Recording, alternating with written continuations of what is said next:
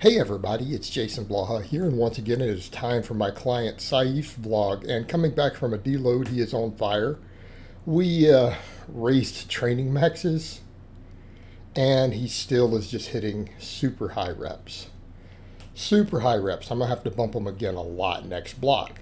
And we got some extra equipment in. Now the downside is, of course, that some of his movements that I like to get on here, we didn't get footage of because we had some technical issues. I get this a lot with his stuff because he's transferring it from overseas. A lot of times the files won't load correctly, so I don't get all the video I would like. But we always make sure that we get the plus sets. Those always seem to work really well. But I mean, it's one of those weeks where on his bench, even though I raised it, he got 9 reps. His safety bar squat, he got 9 reps. His overhead press, he got 7. He was having a bad day. And the deadlift, he got 8. So, I mean, even that bench, I'm going to have to take it up again quite a bit next block, it looks like. Because even then with the 9, he's like, well, I could have got more, but I hit the uprights. And it just threw me off a little bit. It's just like, yep.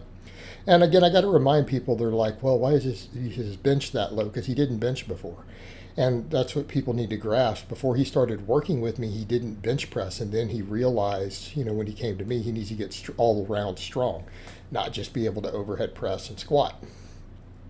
And he was doing sumo. So, I mean, I've had him start doing benching and the conventional deadlift and stuff. So he wasn't doing those things before. And I know he looks really proficient at them, but it's because this guy learns movements really, really quickly. He learns movements really quickly. Again, call it a high kinesthetic IQ, right? And that's probably a factor in why he's as stacked as he is, because he just knows how to move inherently. He knows how to use the muscles correctly. It comes naturally to him. Okay, he's just got that body awareness, and not everyone has that. And it's just the way things are. Other people, it requires more work and effort to learn those things. He just learns really, really fast as far as movements. So yeah, I mean, his bench looks super clean, and he close grips, but I mean, even then, look at the size of his triceps, right? Look at the size of his triceps. In fact, he's had a little shoulder inflammation in the past. So I'm letting him stick with close grip. We're messing with the safety bar, but I mean, even his safety bar squat was going to carry over, right? No matter how strong we get at the safety bar, we will almost always be stronger with a straight bar.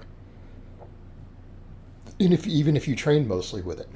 So, that's where he's at. But same thing, he got like 9 reps there. So these training maxes are going to have to come up. They're still too conservative because he just keeps getting stronger. And what people need to also understand, he has a physically demanding job. We deload every 4th week. We do 3 weeks of training, then we deload every 4th for him. Yet he keeps making progress. He's lost body weight, lost body fat while we've been doing this. He's going to keep getting leaner. And, now his weight's somewhat stabilized, but he seems to just be recompositioning. He lost weight for a little while, but then he's like, well, I kept myself at 4,000 calories, and then, the weight's staying kind of the same, but my belt sizes and stuff are going down. So we're seeing recomp on that. Relatable. I'm on about 4,000 calories right now, and I'm not gaining any weight. I'm not gaining any weight on 4,000 myself. So, yeah, welcome to how it works, and you have a high energy turnover, and you eat a lot of protein and carbs. With that thermic effect, and NEAT and GPP. In his case, he's on his feet working, physically demanding job. So he burns through those calories. So we get our 4 training days. But yeah, his training right now, for those curious, if you look at the sheet though, I mean, for the bench day, we ramp up to a peak set, then we do 5x10, then we do, some band press downs and some dumbbell rows and things. And I'm going to start adding more rowing for him, which we'll discuss. If you guys look back there, you see that axle bar. I'm going to start having him row that thing twice a week, because we're seeing a little bit of grip issues on his deadlift now. I feel like my grip is limiting me on the plus set this week. It's like, well, get on that axle bar. So I'm going to keep his dumbbell rows in on his upper days, and then on the lower days we'll mess with that fat bar a little bit, see if we can get his grip up. His overhead press day, though, was a little rough. Oh, I didn't get the footage for his belt squat because the files were all messed up. But we do belt squats. We do belt squats on his squat day. So his squat day, we do the safety bar squat, then he does some other back squatting, and then we do belt squats for 5 sets of 10 on each of those for back off work. And then we call it a day. Now his overhead press day, he didn't do the rows and other stuff. He just did the band curls, and it's because, again, he was feeling rough. He was feeling a little under the weather. He was sick, and so he told me that, and I'm like, yeah, well, let's just skip the plus sets. We'll do the plus set, then skip the assistance work, and just do a little bit of the band work after. See how you feel the next day. And he felt a lot better. He got his deadlifts in this morning, and I'm making this vlog the same day he got me all that. So, of course, I've got him here, and you guys see him doing the band curls, which is all we really do for his arms anymore, because he does get inflammation and some tendinitis. And again, it just happens for guys who grow muscle as fast as he does. I mean, we can run into some tendon issues. The tendons don't always keep up. Then we get over to deadlifts. We got 8 reps on his plus set this week, and I think these side views really show how thick this guy is and how big his triceps are.